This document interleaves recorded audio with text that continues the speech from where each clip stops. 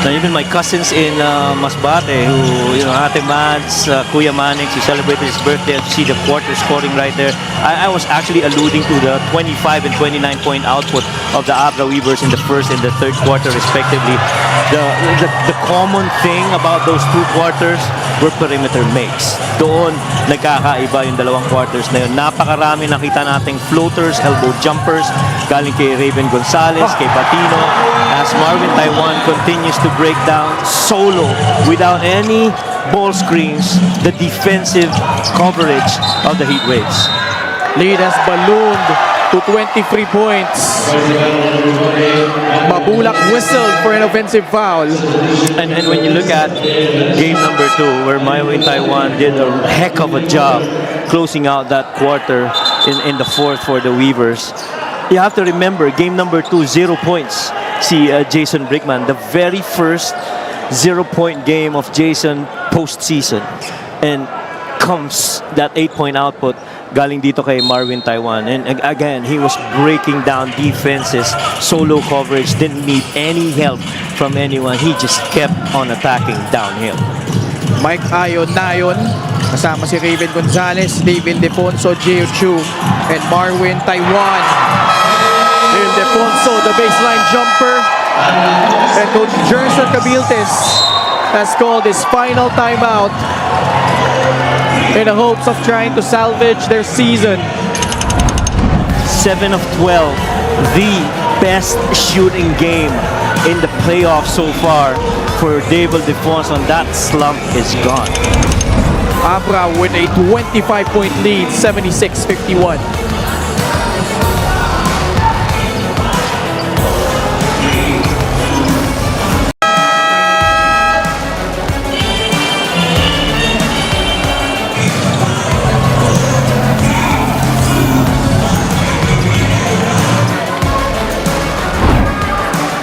How about Ildefonso? Third straight double-double in this series, 18 and 12 tonight here in Rosales. Well, I think the thing that's magical about that 18 points is the shooting percentage. He was 25 and 29% shooting in those couple of games, game 1 and game number 2. But right now, he's 7 of 12, which is pretty big. And what a performance in a potential closeout game here. Game number 3.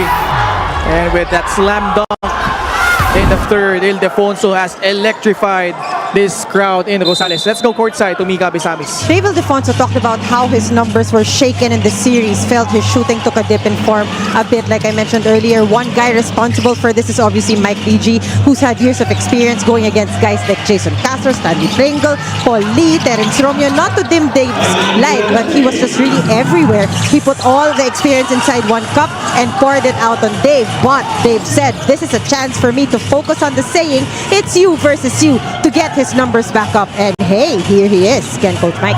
And responding in a resounding way tonight. Maraming salamat, Mika. Ildefonso, like you said, his best shooting performance of the playoffs. Yeah.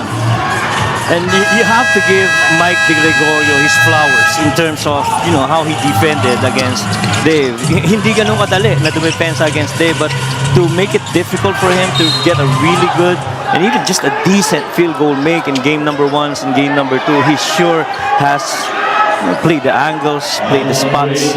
Ang naunahan niya, pinahirapan niya. Pero sabi nga ng report ni Mika is, you know, it's you versus you. At the end of the day, you look yourself in the mirror and you say, I gotta do better than the way I did the previous day. May foul na tinawag laban sa Abra. Coach Young's players on the floor pleading for a challenge, but totally, in the end, overruling them. lima yung nag-request pero na-turn down lahat yung 5. No?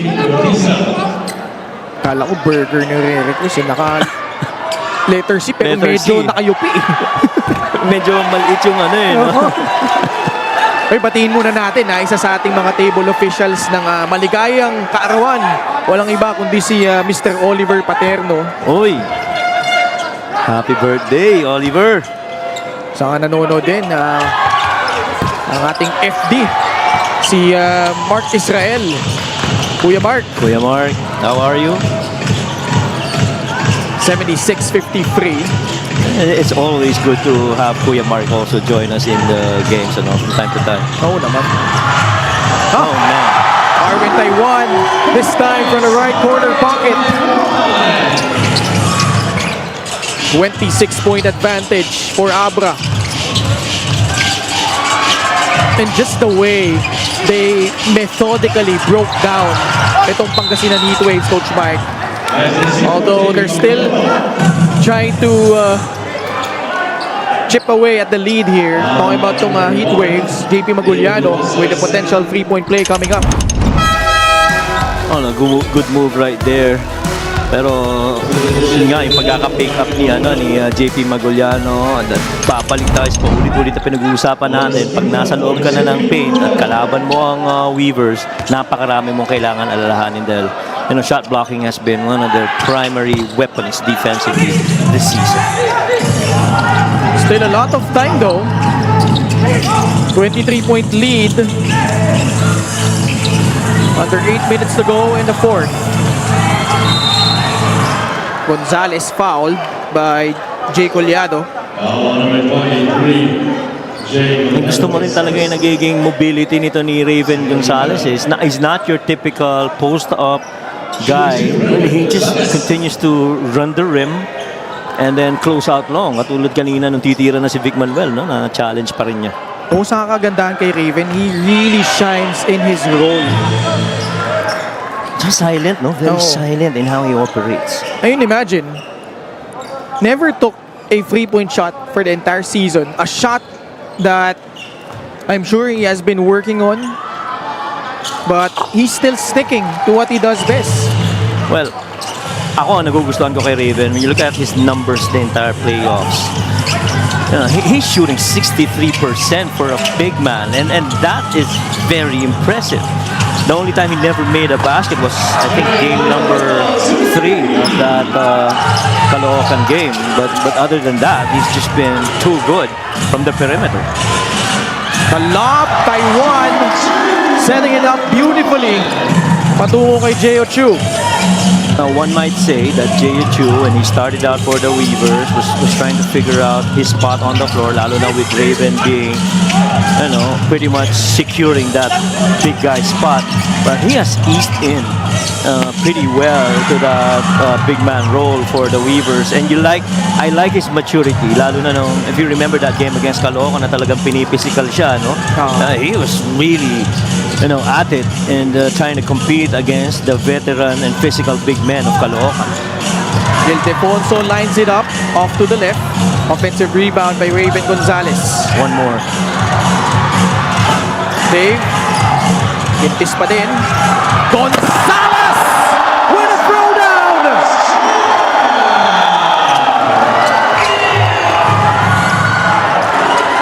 Coach JB Kung JB approves.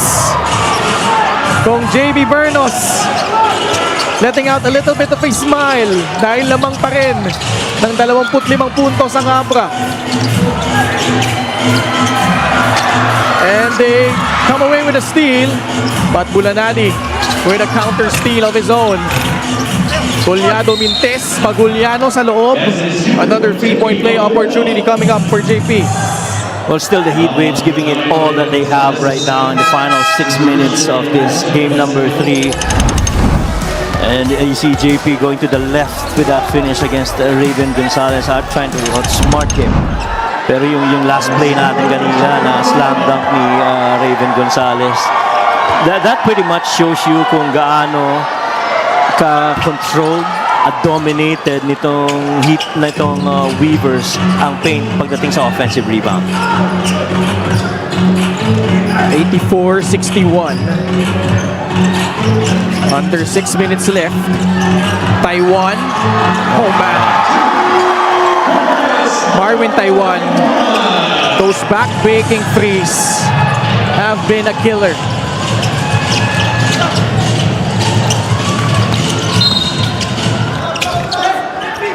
Foul still against Abra as Collado made his drive.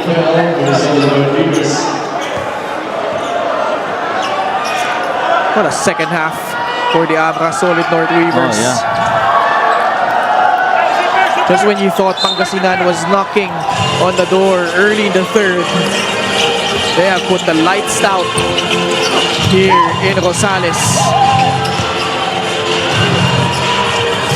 87-61. Approaching the 5-minute mark of the fourth. This is what you love about Marvin.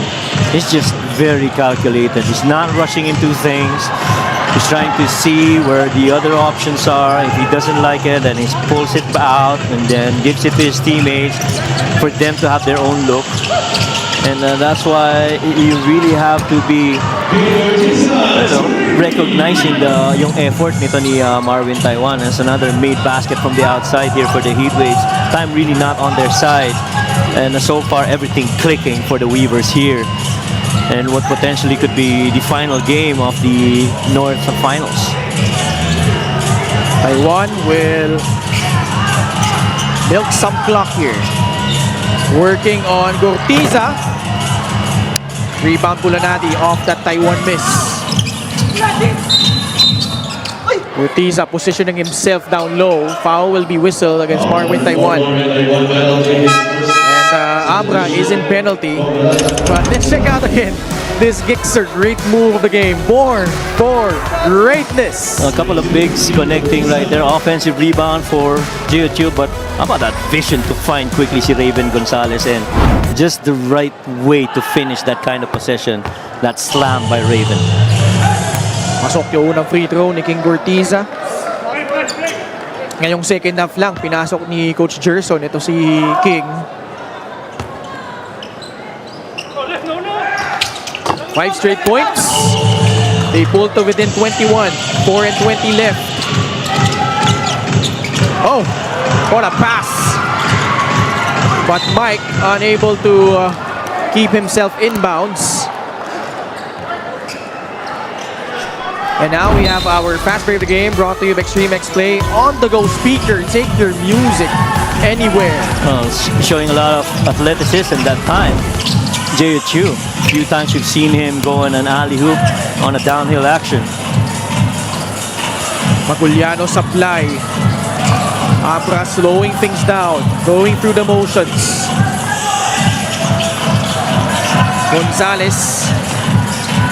Kaputay Ildefonso. Dave lobs it up. Gonzalez clearing space, and he will score. We'll chalk up another assist for Dave Ildefonso.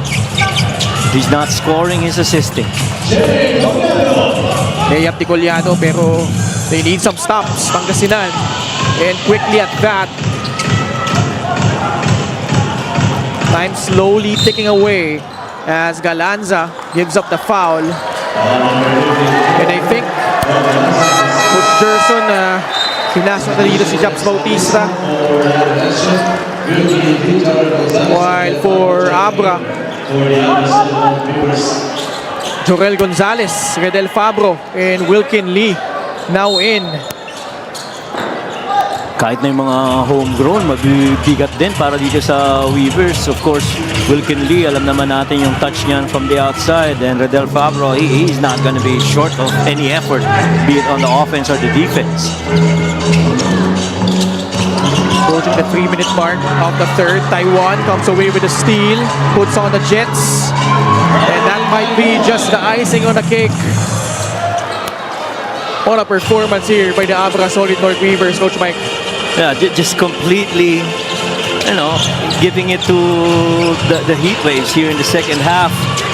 29 in the third quarter, and really just kept pouring it on. Never really relaxing. And parang nararamdaman mo nga, halos hindi na tumitingin sa scoreboard, execute na lang ng execute.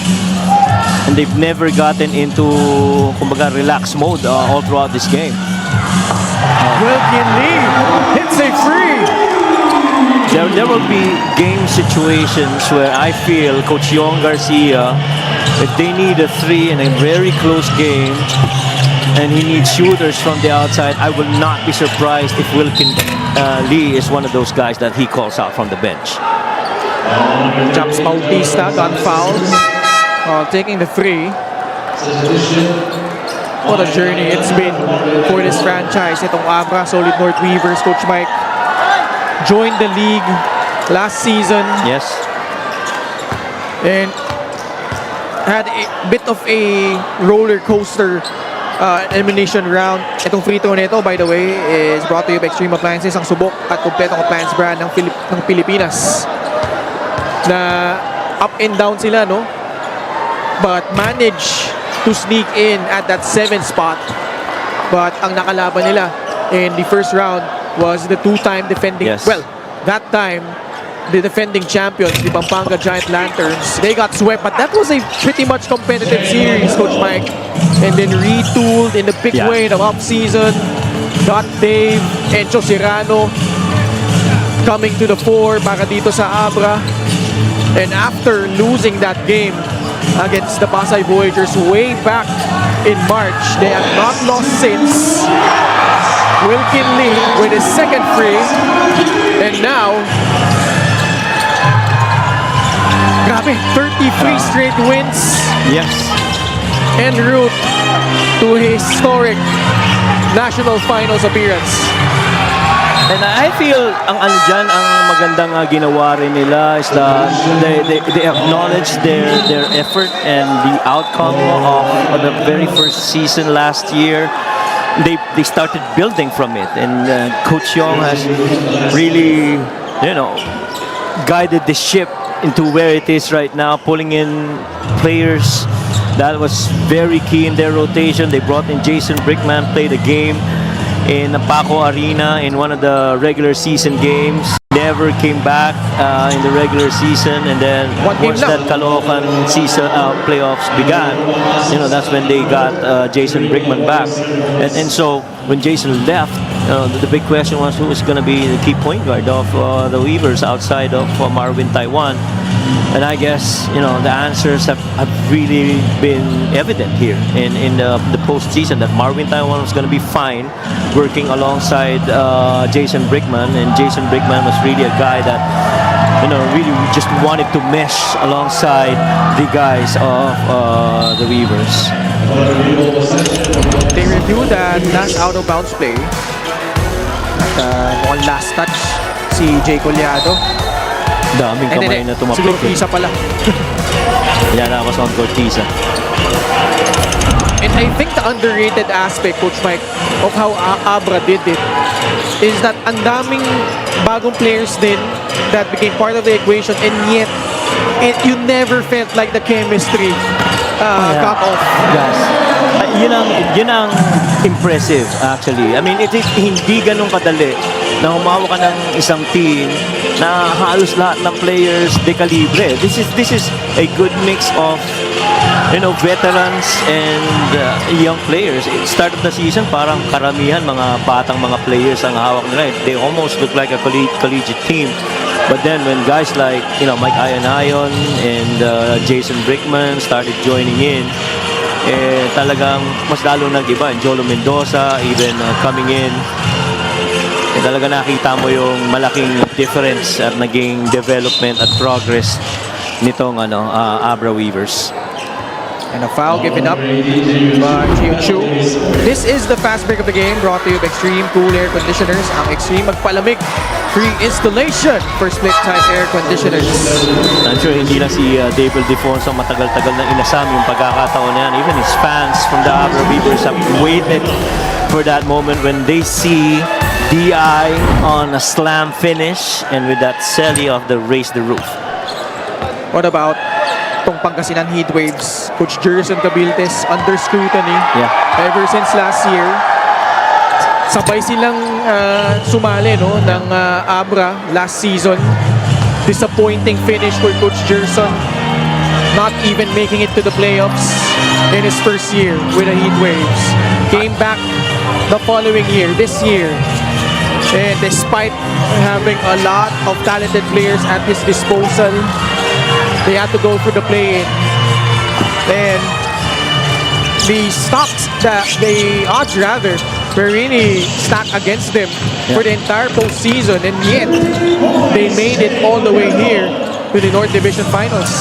One thing that it's really painful in the playoffs is to see really good teams that have stretched themselves in the regular season, got past challenges in the playoffs, only to lose an elimination game.